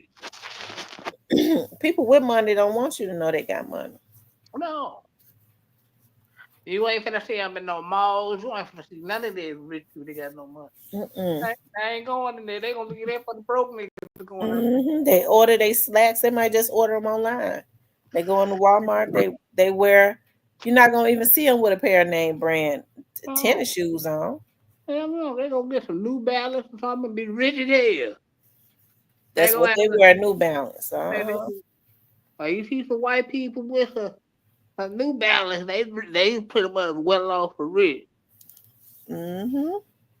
That's right. You don't know they rich until it's a black tie affair. And then they put on their nice clothes then. And then they'll go put them in the cleaners, and they're gonna probably wear the same thing to the next, you know, or got all of them are the same. They don't care about stuff like that. They care about making sure it's money put away for a rainy day, and they leaving generational wealth and living comfortably in their nice gated neighborhood. They're able to pay their bills, pay their houses off real early. Um, And keep the niggas out. That's the right. main, yeah, and keep all the niggas out. That's right. He said you've never seen Bill Gates or Jeff Bezos in an iced out chain. They're not gonna wear them. I wouldn't go and pay all the money that these folks pay for these chains. They paying hundreds of $1,000s for chains. They go clack, clack, clack, clack, clack, clack, clack. It's just something about that clacking. You would think if they was paying all that money for a damn chain, it would be heavier than that. Yeah. Soldier Boy chains, every time he moved, clack, clack, clack, clack, clack, clack, clack. It's just something about it that wasn't right. Man, and all the rich people move among everybody. They ain't scared of y'all. They got money.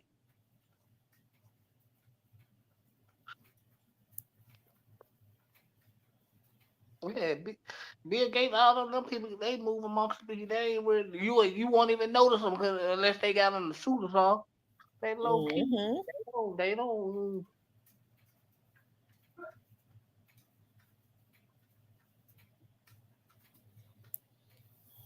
I tell you.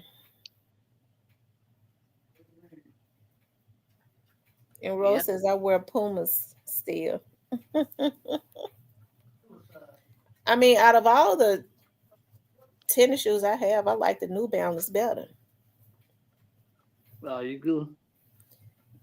I bought some Skechers from J.C. Penney's probably about 2 weeks ago. I like those too.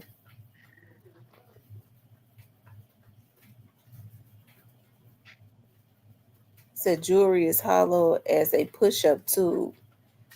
A nice watch is about it. And I don't like watches. Most men wear watches too, though. But I like bracelets.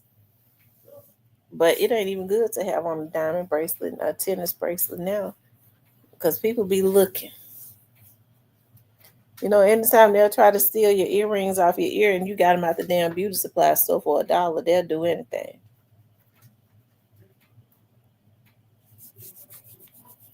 Yeah.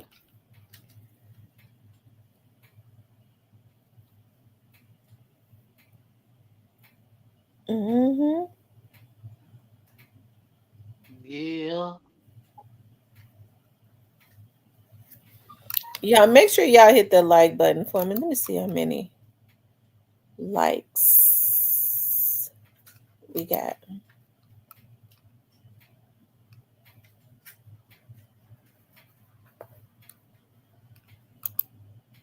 All right.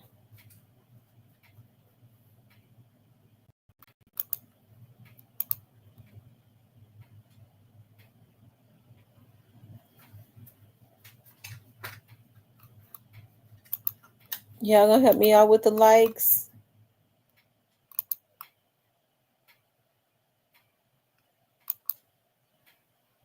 It should be at 100 now.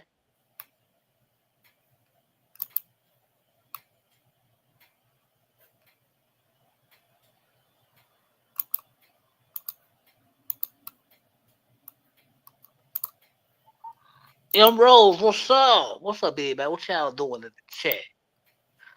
I have no idea y'all making over in the chat.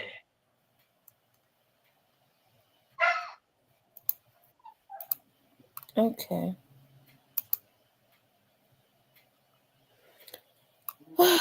You guys.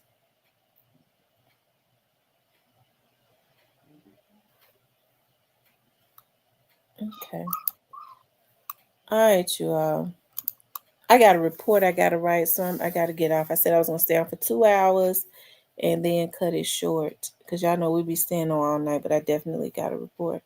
Because I got a case that's got to be closed tomorrow. So, anyways, rest in peace to Gang. I was going to say Gangsta Pat. I don't know why he on my mind. Oh. Go ahead. Hey, go ahead. Rest in peace to Project Pat's son. Okay, rest in peace to Project Pat's son. One of the people that was involved, they said that she facilitated the murder, which means she set him up. So I'm sure more stuff is going to start to come out about Patrick Jr. Yeah, more stuff is going. It's going to be interesting to see everybody that was involved, in this. Tell Lucille said go to sleep. She violent. What? Uh,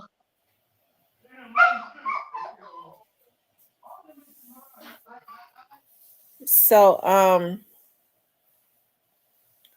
we're praying for Pat gang oh God, I keep saying Gangster Pat.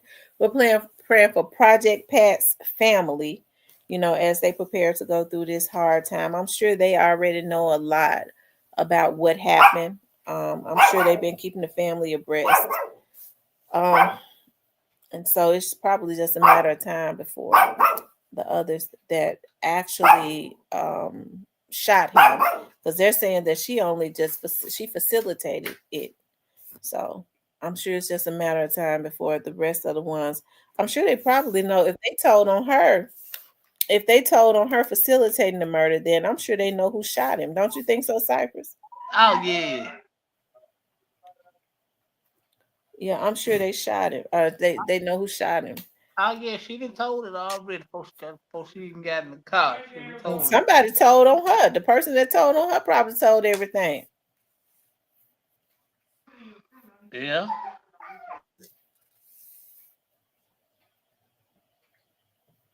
So rest in peace to Patrick Jr. My heart goes out to Project Pat and his family. Hey, listen, I appreciate you all tuning in. Wish I could stay on longer, but I got work to do before I go to get sleepy and go to sleep. Anyways, you guys, I love you all. Killed in the same part of town. Yep, killed in Bethel Grove. He Call was. her, Pat. Don't call her, Pat, before she go to sleep. I'm mad at him. I'm mad at him. You mad at him again? Huh? You mad at him again? Yeah. Mm-mm. Hurry up and call her, Pat. She getting sleepy. I know you in the bushes. Hurry up and call, Pat. Anyways, I don't like for somebody just to tell me that they're gonna do something and they don't do it.